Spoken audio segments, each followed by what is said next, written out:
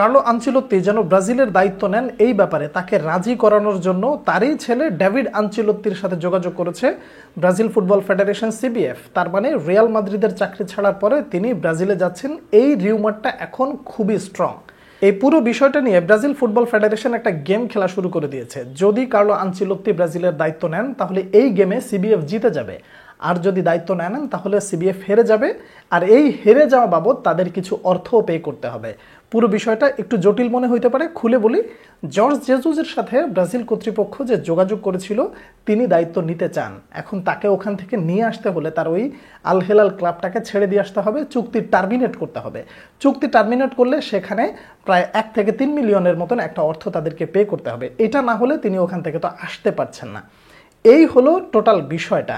এখন কথা হলো, রিয়াল মাদ্রিদের বর্তমান যে অবস্থা, এই অবস্থায় কার্লো আনচেলত্তি চাকরি নিয়ে বেশ টানাপোড়েনের মধ্যে পড়ে গিয়েছেন। যদি এই সিজনে ভালো কোনো কিছু দেখাইতে না পারেন তাহলে তার চাকরি চলে যাবে, এটা কনফার্ম।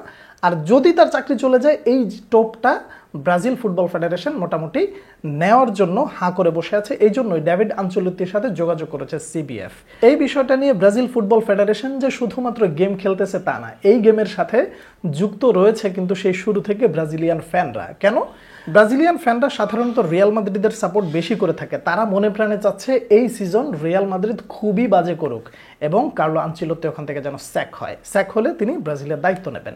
তো এই যে ব্রাজিল ফুটবল ফেডারেশন এবং ব্রাজিল ফ্যানদের মধ্যে মোটামুটি যেই গেমটা শুরু হয়েছে, এই গেমে শেষ পর্যন্ত কে জিতবে এটা এই মুহূর্তে বলা মুশকিল। তবে যেভাবেই হোক, রিয়াল মাদ্রিদ এই মুহূর্তে যে পজিশনে আছে, এই পজিশন থেকে দুর্দান্ত লেভেলের কামব্যাক করে যে আসলে রিয়াল মাদ্রিদকে চ্যাম্পিয়ন্স লিগের রেসে টিকিয়ে রাখতে পারবে কিনা, এটা যেমন একটা বড় প্রশ্ন, ঠিক তেমনিভাবে ব্রাজিল ফুটবল ফেডারেশনের যিনি প্রেসিডেন্ট এডনাল্ডো রদ্রিগেজ, তিনি কার্লো আনচেলত্তিকে খুব বেশি পছন্দ করেন। সিবিএফ এবং ব্রাজিলিয়ান ফ্যানরা চাইতেছে রিয়াল মাদ্রিদ হেরে যাক, আবার এদিক দিয়ে মাদ্রিদিস্তারা একেবারে টেনশনে, অবস্থা খারাপ, যেভাবেই হোক সেকেন্ড লেগে একটা কামব্যাক দিতে হবে আর্সেনালের বিপক্ষে। যদি দিতে না পারে তাহলে কার্লো আনচেলত্তির চাকরি শেষ, তিনি দায়িত্ব নিতে পারেন ব্রাজিলের। আর যদি দায়িত্বটা নিয়ে নেয় তাহলে ব্রাজিল ফুটবল ফেডারেশনে প্রায় 1 থেকে 3 মিলিয়নের মতো অর্থ বেঁচে যায়। মাঝখান দিয়ে ঘটনাটা কি হয় জানেন? একজন মানুষের কিছুটা ক্ষতি হয়ে যায়। তা হলো জর্জ জেজুস মনে মনে চিন্তা করতে পারেন যে আমি যার জন্য এত রিস্ক নিতে চাইলাম, চাকরি ছেড়ে দিতে চাইলাম, তোমরা এখন আমার প্ল্যান বি বানাই দিয়ে একটা কিক করে দিবা। এই বিষয়টা কেমন হয়?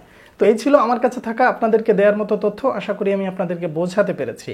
এই বিষয়টা নিয়ে আপনারা কি চিন্তা করছেন? ডন কার্লো আনচেলত্তি কি ব্রাজিলের দায়িত্ব নিতে পারবেন, নাকি আপনি কাউকে পছন্দ করছেন যে সে হলে ভালো হয়?